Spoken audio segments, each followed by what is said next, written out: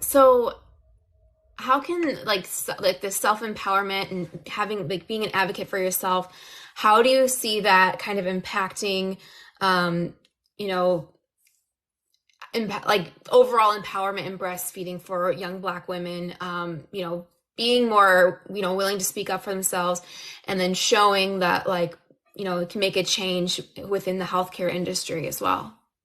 Because honestly, there's power in numbers. The more Black women that are speaking up and advocating for themselves and kind of going against the grain and not just allowing everyone else to dictate their journey, not allowing someone to just say, okay, you're having a hard time, just take the formula, just take, especially if I want to, I want to strictly breastfeed, I want to give it my all. And obviously, if we need the formula, then absolutely don't turn it away if your baby's life and nutrition depends on that. But at and having the mindset, honestly, it was such a different ball game when I went in to deliver my fourth son, because although I was at a completely different hospital, so nobody there knew me. Most at the other hospital, everybody knew me because I worked there. But I was at a different, again, nobody there that looked like me. Nobody from the doctors, the nurses,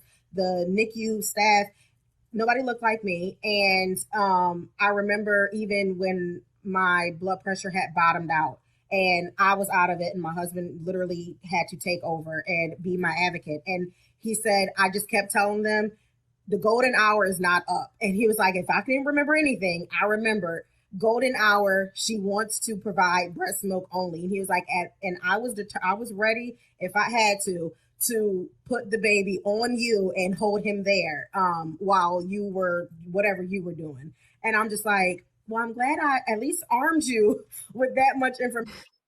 You know, my husband he's Cajun French, and for him, he's like, him seeing the struggle and seeing what happens as a Black woman, as a Black mother, he's very very vigilant to it now. So just going to the hospital with education and being able to advocate and say, okay, I don't need the formula just yet, and asking those questions, asking, okay, why do I need the formula? Is there a significant weight loss?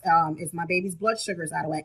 Why do I have to take the formula right now? Why can't I continue trying to give my body a chance to breastfeed? It shocks people. It makes them step back like, okay, okay, all right, let's see what you can do. And we're here if you need us.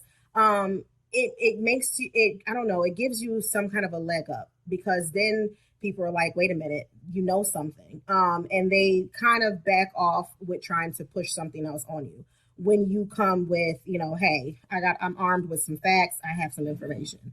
That's what I like. I tell all my moms, get that prenatal information, do your research. If you look up reviews before you buy a new gadget, do the same thing for your breastfeeding journey, so that you go to that hospital knowing something and ready and prepared to advocate for yourself. I love that. Absolutely. The education piece and arming yourself with as much education as you can is so powerful.